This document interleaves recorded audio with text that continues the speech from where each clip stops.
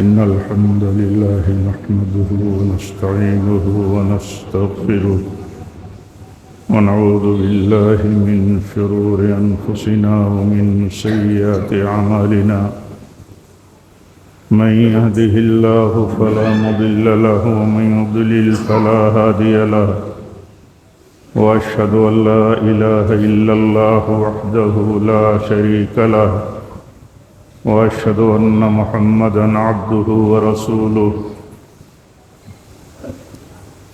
يا أيها الذين آمنوا اتقوا الله حق تقاته ولا تموتن إلا وأنتم مسلمون يا أيها الناس اتقوا ربكم الذي خلقكم من نفس واحدة وخلق منها زوجها وبث منهما رجالا كثيرا ونساء واتقوا الله الذي تساءلون به والأرحام إن الله كان عليكم رقيبا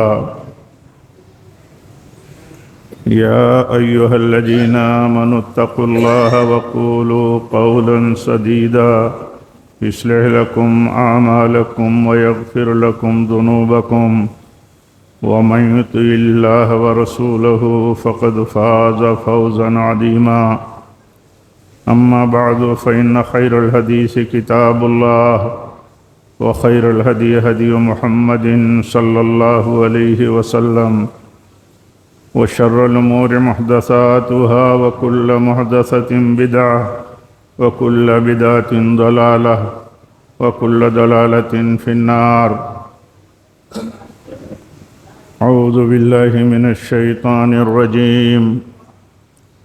ومن أحسن قولا ممن دعا إلى الله وعمل صالحا وقال إنني من المسلمين.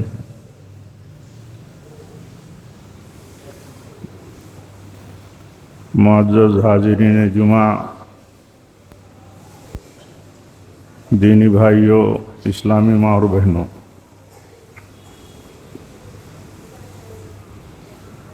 اللہ تعالیٰ نے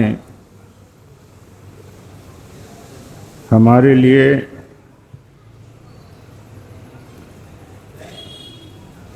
ایک بنیادی مسئلہ یہ طے کر کے رکھا ہے، ہمارے لیے طے کیا ہے کہ ہم اپنی پہچان کے ساتھ رہیں۔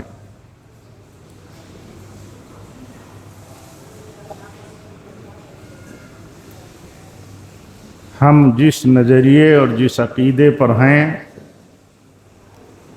اس نظریے اور عقیدے کے ساتھ ہم جانے جائیں، پہچانے جائیں،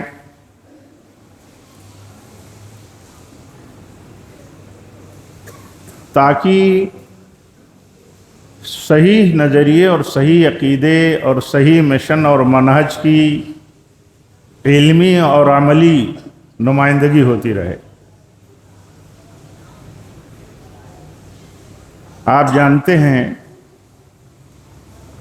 کہ بسا اوقات یا عام حالات میں عوامی سطح پر عوام کا کردار اور کیریکٹر، عوام کا عقیدہ اور نظریہ یہ نمائندہ ہوتا ہے، اور ایک طرح یہ دعوت ہوتی ہے بہت بڑی۔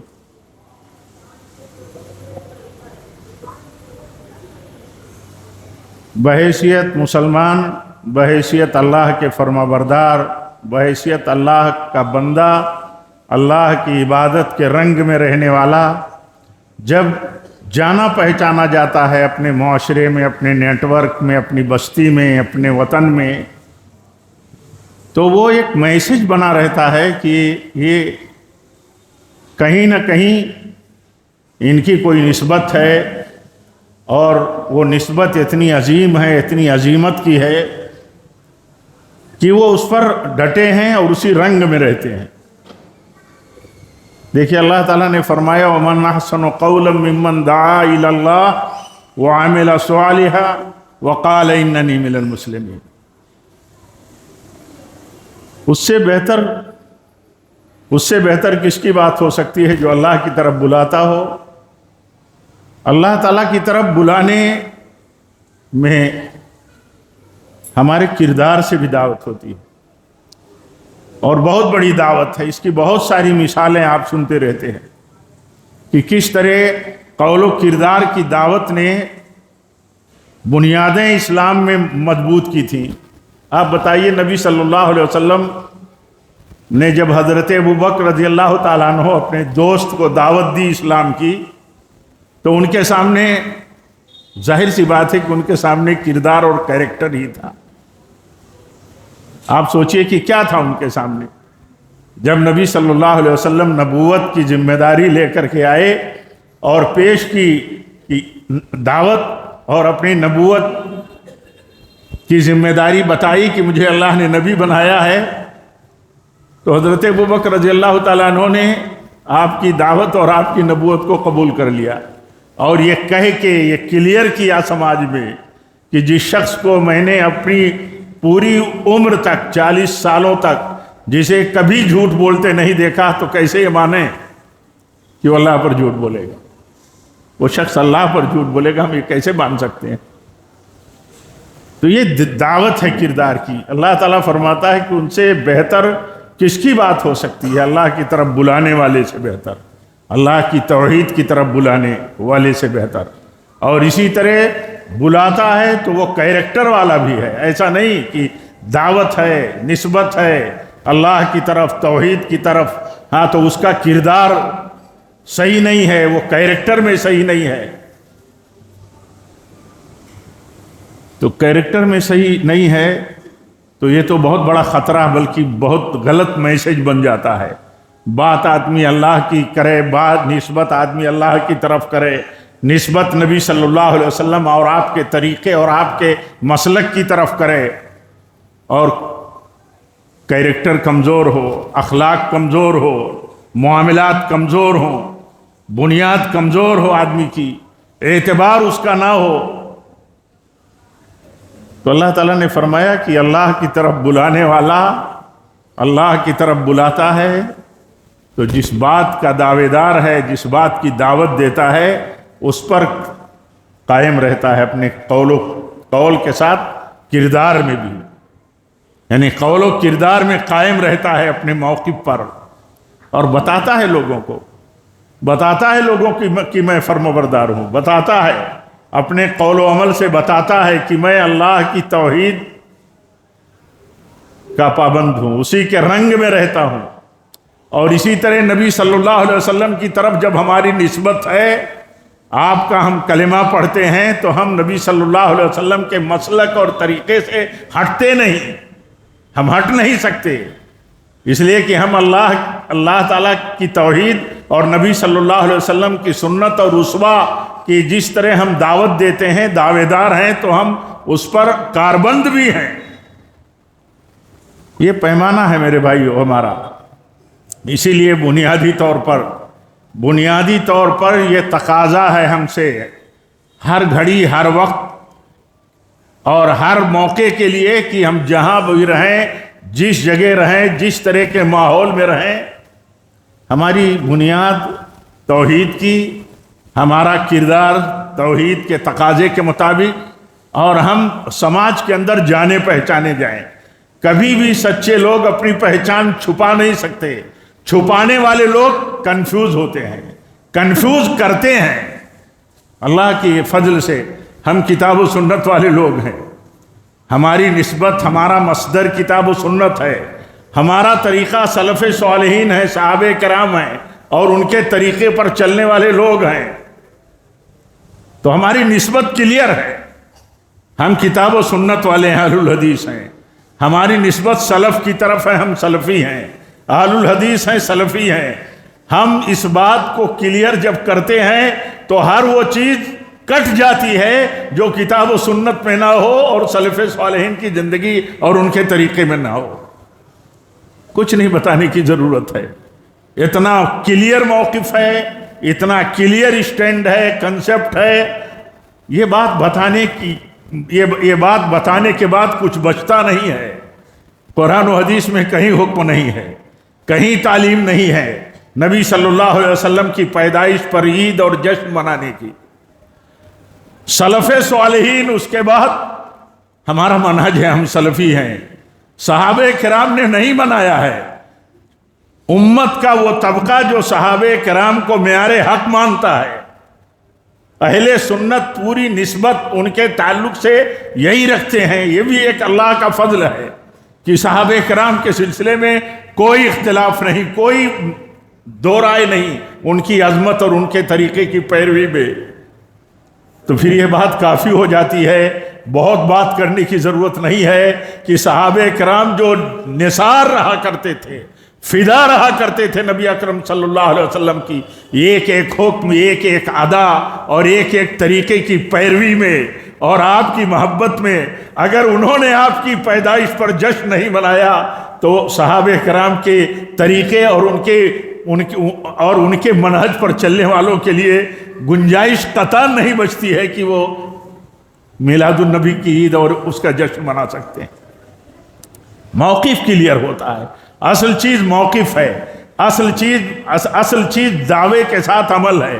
یہ دعوت ہوتی ہے، یہ دعوت ہوتی ہے. ہم اپنی دعوت اور پہچان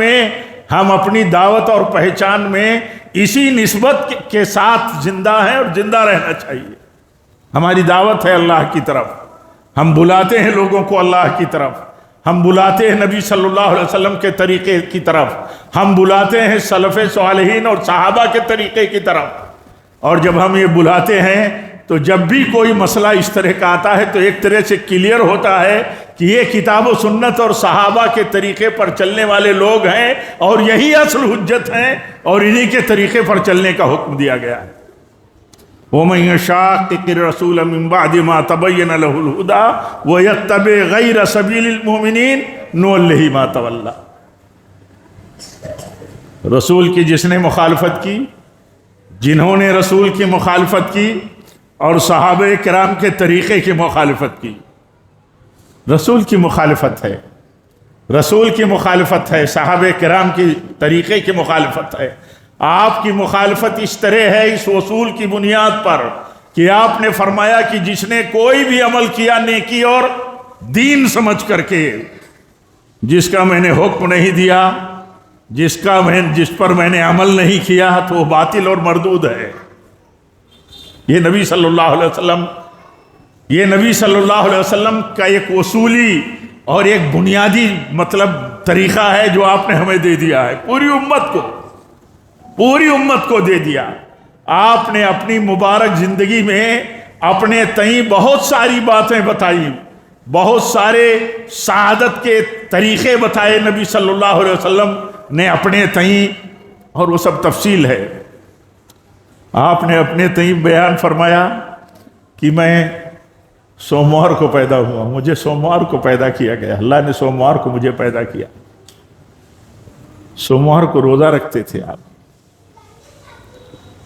آپ نے اپنی پیدائش کے تعلق سے، اپنی بعثت کے تعلق سے جو بات بیان کی، بہت ساری چیزیں ہیں آپ کی خصوصیات میں جو آپ نے بیان فرمائی ہیں، لیکن جس کا ذکر آپ نے نہیں کیا، جس کا حکم آپ نے نہیں دیا، جس پر عمل آپ نے نہیں کیا، پھر اسے دین سمجھ کر کے، کار ثواب سمجھ کر کے اگر کیا جائے، اور پھر صحابہ کرام نے بھی نہیں کیا، صحابہ کرام نے بھی نہیں کیا.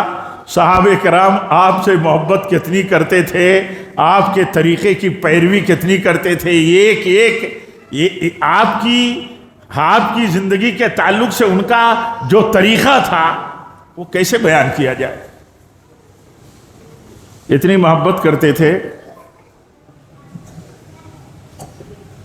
حضرت انس بن مالک بیان کرتے ہیں کہ ہم سب سے زیادہ محبت آپ سے کرتے تھے، لیکن آپ اس بات کو پسند نہیں کرتے تھے کہ آپ جب مجلس میں ہمارے آئیں تو ہم آپ کے لیے کھڑے ہو جائیں، قیام کریں. آپ پسند نہیں کرتے تھے. آپ نہیں پسند کرتے تھے تو ہم کھڑے نہیں ہوتے تھے آپ جب ہماری مجلس میں آتے تھے. اتنی محبت کے بعد، محبت کے لیے کہا جاتا ہے، لوگ کہتے رہتے ہیں، کیا کہتے رہتے ہیں؟ اللہ تعالیٰ سب کا حساب کرنے والا، سارے جھگڑوں کا حساب کرنے والا ہے، اور اس کے ایک دن اللہ نے مقرر کر کے رکھا ہے. ہمارا آپ کا کام ہے دعوت پہنچانا، اس دعوت پر کاربند رہنا اور پوری شناخت اور پہچان اور امتیاز کے ساتھ رہنا. اور یہ اسی وقت قائم رہ سکتا ہے جب ہم وصول سمجھنے والے ہوں، وصولی زندگی جینے والے ہوں اور وصول والوں کے ساتھ کاربند رہنے والے ہوں. آپ مالیگاؤں شہر میں ہیں، بڑی تعداد میں یہاں علماء ہیں، جماعت کا اتنا بڑا ادارہ ہے جامعہ محمدیہ، وہاں بھی بہت سارے علماء ہیں، کبار معتبر علماء ہیں. علماء کے ساتھ وابستہ رہ کر کے اپنے ایمان اور عقیدے اور نظریہ اور شناخت کے تناور درخت کو ہمیشہ سیراب کیے رہنا، کرتے رہنا، یہ بنیادی مسئلہ ہے. اگر اس سے ہم وابستہ رہیں گے تو انحراف نہیں آئے گا، پہچان قائم رکھنے میں ہم کمزور نہیں پڑیں گے. اور اگر ذرا بھی ہٹے تو خطرے میں پڑ جائیں گے. اس لیے ایک موقف ہمارا ہونا چاہیے. وہ موقف یہ کہ ہم کتاب و سنت والے ہیں، کتاب و سنت والے ہیں، صحابہ کے طریقے پر چلنے والے ہیں، سلف کے طریقے کے اوپر چلنے والے ہیں. جب بھی ہمارے سامنے سلف کے طریقے کے خلاف جس کا انہوں نے رد کیا ہو، جس کو انہوں نے قبول نہ کیا ہو، جس کے تقاضے رہے ہوں انہوں نے اپنایا نہ ہو، ہم اسے قبول نہیں کر سکتے. کوئی خیر کی چیز اللہ تعالیٰ نے اپنے نبیوں کے واسطے سے امت کو، ان کی امتوں کو بتانے کے لیے چھوڑا ہی نہیں، کوئی خیر. اور جب بھی کوئی خیر کا دعوے دار ہو تو اس کے اوپر دلیل دینا ضروری ہے، کوئی بھی دعوے دار ہو. اس لیے ہمیں اپنی شناخت کے ساتھ، پہچان کے ساتھ، اپنی نسبت کے ساتھ ہمیں رہنا ہے. لوگوں کو یہ چیز قبول نہیں ہے، لوگوں کو یہ چیز قبول نہیں ہے. اس لیے قبول نہیں ہے کہ ہماری پہچان، ہمارا دعویٰ، ہماری دعوت، آپ یہ سمجھتے ہیں کہ یہ مثبت نہیں ہے، یہ دعوت نہیں مثبت ہے، پازیٹیو نہیں ہے، تو ہے کون سی دعوت پازیٹیو؟ توحید کی طرف بلانا، شرک کا رد کرنا، سنت کی طرف بلانا، بدعت کا رد کرنا، سلف کی طرف بلانا، سلف کے مخالفین کے طریقے کا رد کرنا. یہی تو دعوت ہے، یہی تو دعوت ہے، یہی دعوت ہے. اس دعوت کے ساتھ اگر وابستہ رہیں گے تو پہچان کے ساتھ رہیں گے. اور یہ چیز دیکھیے، یہ چیز جب ملتی ہے بندے کو، کسی کو حاصل ہو جاتی ہے، ہر آدمی دیکھے تو اس کو لذت ملتی ہے، اس کو سکون ملتا ہے، اطمینان ملتا ہے. اپنے منہج اور اپنے عقیدت پر رہتے ہوئے، عقیدے اور نظریے پر اس کو اتنی مضبوطی اور اتنا سکون اور اتنی لذت محسوس کرتا ہے کہ اس کے سوا کی چیزیں اس کو کڑوی اور کڑواہٹ کی ہوتی ہیں، بے چینی کی ہوتی ہیں. ایک توحید پرست موحد اس کو شرک بے چین کر دے گی.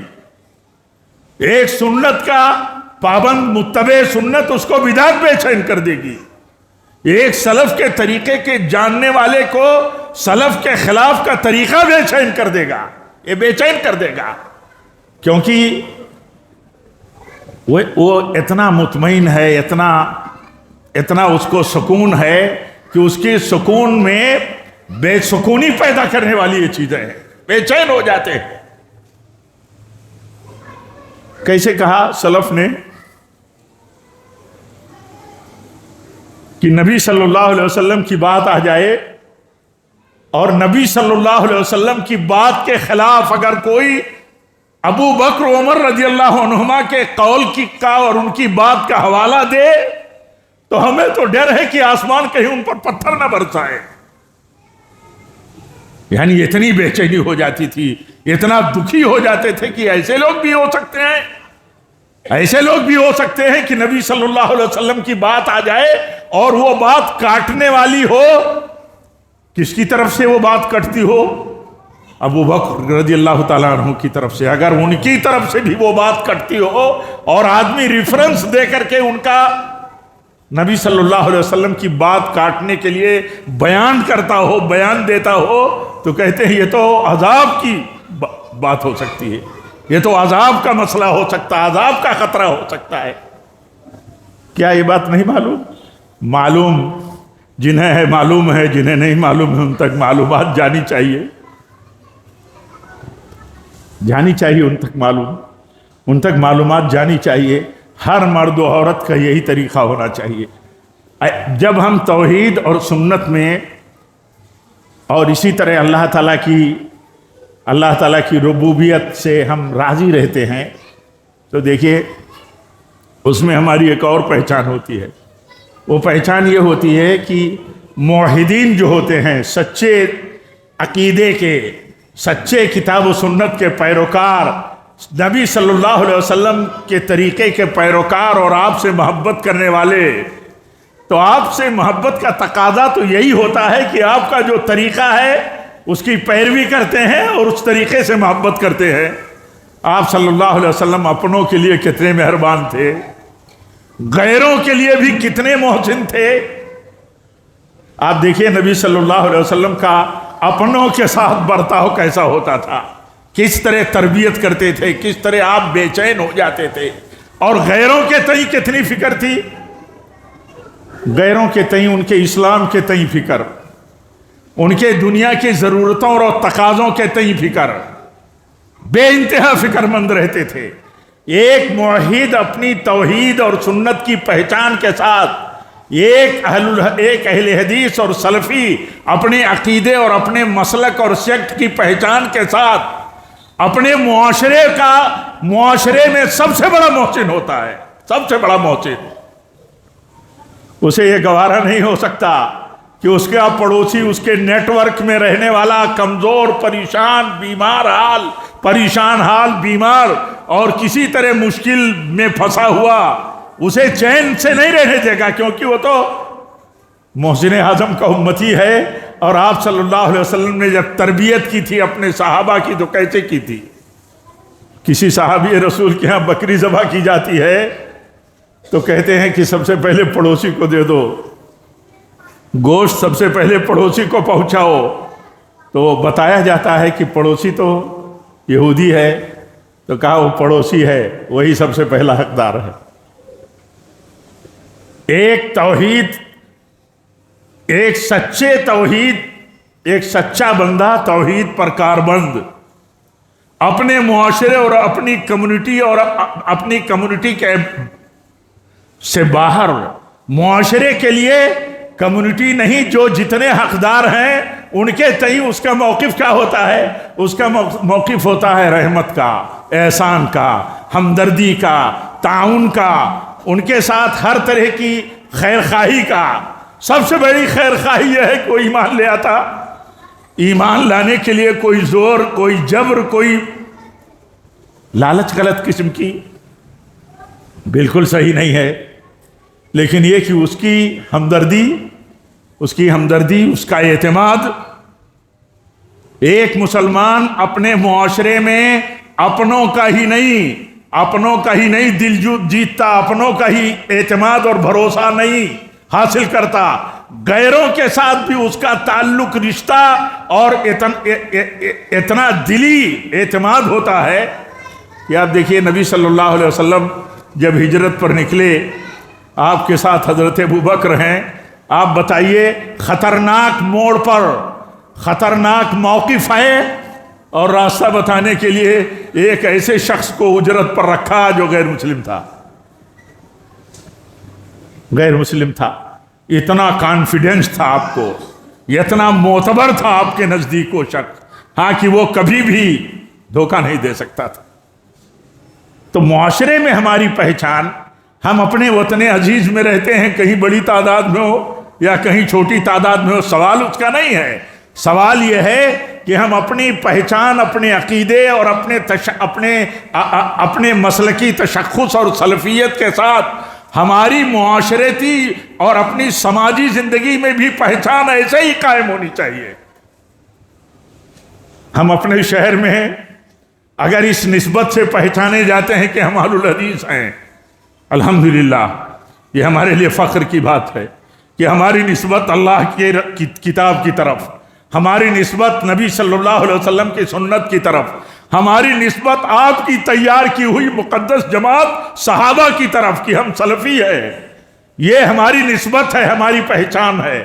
تو ہمارے معاشرے میں بھی ایسے پہچان ہونی چاہیے کہ ہمارے اپنے ہم سے جتنے قریب ہیں یا ادر کمیونٹیز کو لوگ نان مسلم ہم سے جتنے قریب ہیں وہ ہماری تعلق سے یہی پہچان رکھیں، یہ اس نبی کی امتی ہیں جسے اللہ تعالیٰ نے سارے جہانوں کے لیے رحمت بنا کر کے بھیجا تھا۔ رحمت ہی رحمت ہے، یہ معنی اس کا نہیں ہے کہ آپ رحمت ہی رحمت بن کر کے رہنے کی اور برتاؤ میں کوشش کریں گے تو لوگ آپ سے راضی بھی رہیں گے۔ ہمارا ٹارگیٹ وہ نہیں ہے، ہمارا ٹارگیٹ یہ نہیں ہے کہ ہم ان کے ساتھ اچھا برتاؤ کریں تو ہم سے راضی ہو جائے۔ کفر و ایمان کا مسئلہ اتنا نازک مسئلہ ہے، اتنا نازک مسئلہ ہے کہ آدمی لالچ نہ کرے تو اسے توفیق ہدایت نہیں ملے گی۔ لیکن یہ کہ ہماری جو معاشرتی اور سماجی پہچان ہمارے نبی صلی اللہ علیہ وسلم کی سنت سے ملتی ہے، وہ دیکھیے وہ بہت عجیب ہے اور بہت بڑی ہمارے لیے اپیل ہے، بہت بڑی اپیل ہے آپ کی وہ سنت اور آپ کے وہ طریقے جو اپنوں کے ساتھ تھے اور غیر مسلموں کے ساتھ تھے۔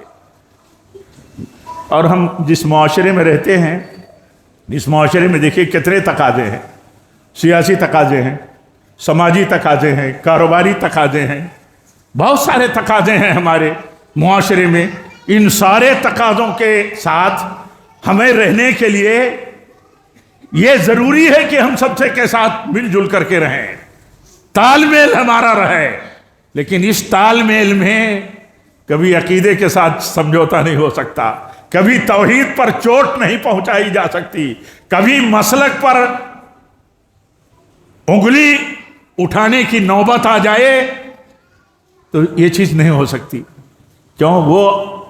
وہ شناخت ہے جس شناخت کی بنیاد پر ہماری نجات کا دار و مدار ہے، ہماری نجات کا دار و مدار ہے۔ اور دنیا کے جو مسائل ہیں، یہ دنیا میں پھیلے ہوئے مسائل اور تقاضوں میں شریعت نے ہمارے لیے اوپن رکھا ہے مسئلہ۔ یہود مغضوب علیہ ہیں، یہ بہت بڑے دشمن ہیں، لیکن یہ عقیدے کی دشمنی، ایمان کی دشمنی، منہج اور طریقے کی دشمنی یہ انہیں برداشت نہیں ہے۔ لیکن ان کے ساتھ اس دشمنی کا تقاضا کیا ہے کہ ان کے ساتھ معاملات نہیں کیا جا سکتا۔ نبی صلی اللہ علیہ وسلم کی وفات ہوئی اور آپ یہ کہ یہودی کے یہاں سے جو آپ لیے تھے بطور قرض، اپنی زرہ جو ہے رہن رکھ کر کے آپ کی وفات ہو گئی اور آپ مقروض تھے اور وہ قرض یہودی کا تھا۔ یہ ضرورت ہے، یہ تقاضے ہیں معاشرے کے کاروباری تقاضے، لین دین کے تقاضے، اسی طرح سیاسی تقاضے، یہ سارے تقاضے ہمیں اس بات کے لیے آمادہ کرتے ہیں کہ ہم ان تقاضوں کو پورا کریں، ان کی اپنی مصلحتیں اور معاشرے اور سماج کی مصلحتیں دیکھ کر کے ہم چلیں۔ دیکھیے ملک کے لوگ، آپ آج ابھی دیکھیے ملک کا آزادی کے جشن میں خوشی کے ماحول میں ابھی 15 اگست منایا ہے ملک نے۔ دیکھیے آزادی کے ایک بطل جلیل تھے امام الہند مولانا ابوالکلام آزاد رحمۃ اللہ علیہ، کیا کہ ایک موقع پر کیا کہا تھا انہوں نے کہ ہندو مسلم بٹوارے کے ساتھ اگر آزادی ہمیں دی جائے تو ہمیں قبول نہیں ہے، قبول نہیں ہے ہمیں۔ ہندو الگ ہو جائیں، مسلم الگ ہو جائیں، ایسا بٹوارا طے کر دیا جائے اور اس کے بعد آزادی کی نعمت ہمارے حوالے کر دی جائے تو کہا یہ ہمیں قبول نہیں، ہمیں یہ قبول نہیں ہے۔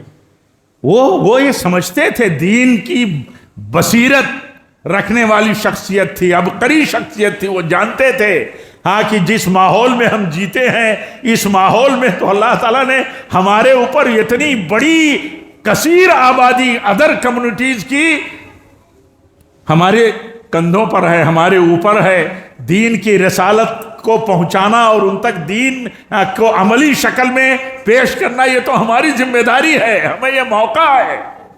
ہم الگ الگ ہو جائیں ایک دوسرے سے اور اس کے بعد علیحدہ ہو کر کے ہماری حد بندیاں ہو جائیں، تب تو ایک طرح سے وہ کہتے تھے یہ تو فرار کی راہ ہے، یہ تو فرار کی راہ ہے، یہ فرار اختیار کرنا ٹھیک نہیں ہے۔ علیحدگی پسندی کی راہ پر جانا یہ فرار کی راہ ہے۔ لوگوں کے بیچ میں رہتے ہوئے پوری ذمہ داری اور پورے ایمان اور یقین اور پوری شناخت کے ساتھ اسلام کی نمائندگی کرنا اور عقیدے کی نمائندگی کرنا، مسلک کی نمائندگی کرنا، ایک بال کے برابر بھی اس میں سمجھوتا نہیں، لیکن لوگوں کے ساتھ رابطے اور لوگوں کے ساتھ تعاون اور مطلب جڑنے کی مطلب نوعیت ایسی ہو کہ ہم ایک دوسرے سے علیحدہ کیسے ہو سکتے؟ نہیں ہو سکتے۔ اور یہ راہ خطرناک ہے، یہ راہ خطرناک ہے اس لیے کہ جسے دین نے نہیں قبول کیا، ایک اقلیت میں، ایک چھوٹی مطلب آبادی میں یہ اتنی بڑی آبادی کے ساتھ ہم رہتے ہیں، تو ہماری ذمہ داری یہ ہے کہ ہم اپنے عقیدے اور اپنے کردار اور حسن سلوک سے دعوت دیتے رہیں۔ لوگوں کا اپنا کام ہے، تنفیر لوگوں کا کام ہے، جن کا کام ہے ان کا کام ہے، نفرت پھیلانا جن کا کام ہے ان کا کام ہے۔ نبی صلی اللہ علیہ وسلم کی سنت رحمت، آپ فرماتے ہیں میں تو رحمت کا ہدیہ بن کر کے آیا ہوں لوگوں کے لیے، تو آپ تو ہدیہ بن کر کے رحمت کا آئے تھے، تو کیا آپ کو لوگوں نے قبول کر لیا تھا؟ آپ کو لوگوں نے قبول کر لیا تھا محبت سے، لیکن تھے آپ ہدیہ رحمت، ساری انسانیت اور سارے سماج کے لیے آپ ہدیہ رحمت تھے۔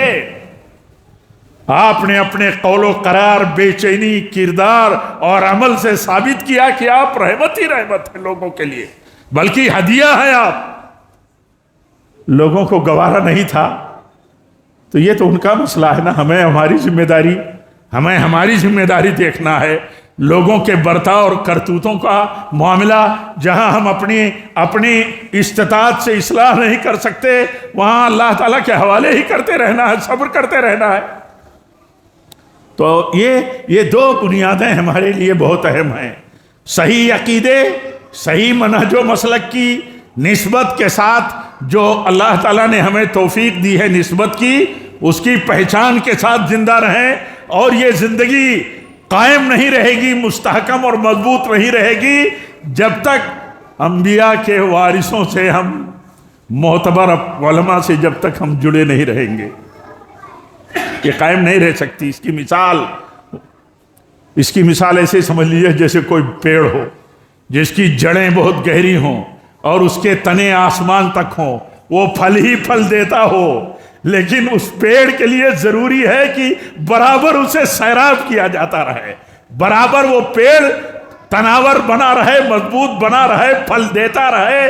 پیڑ کے جو تقاضے ہیں، اس تقاضے کو سیراب کرنے کے اور اس کی حفاظت کرنے کے، جو بھی نقصان پہنچاتا ہو اس مبارک پیڑ کو، تو وہ کام کرتے رہنا، نقصان سے بچاتے رہنا، نفع پہنچاتے رہنا، اور یہی چیز ہے کہ ہم علماء سے سیراب ہوتے رہے اور اپنے آپ کو اپنے معاشرے میں ہر آدمی یہ ثابت کرے کہ ہم اپنوں کے لیے تو بے انتہا ہماری اپنائیت ہے اپنوں کے لیے، لیکن ہم غیروں کے لیے بھی بے چین ہیں، ہمدرد ہیں، محسن ہیں، محسن اعظم کے ہم امتی ہیں، تو ہم بھی غیروں کے لیے محسن ہیں۔ اللہ تعالیٰ سے دعا ہے کہ رب العالمین ہم سب کو دین کا صحیح کنسپٹ سمجھ کر کے، دین کا صحیح موقف اور نظریہ سمجھ کر کے، صحیح اس پر اسٹینڈ لے کر کے اللہ تعالیٰ ہم سب کو زندگی گزارنے کی توفیق دے، ثابت قدم رہنے کی توفیق دے، اور رب العالمین جب تک ہم زندہ رہیں تیرے تقوی پر رہیں، تیرے نبی صلی اللہ علیہ وسلم کے طریقے پر رہیں، صحابہ کرام کے طریقے اور مسلک پر رہیں، اور اے اللہ جب بھی ہماری موت ہو تو اسی پر ہو۔ وآخر دعوانا الحمدللہ رب العالمین۔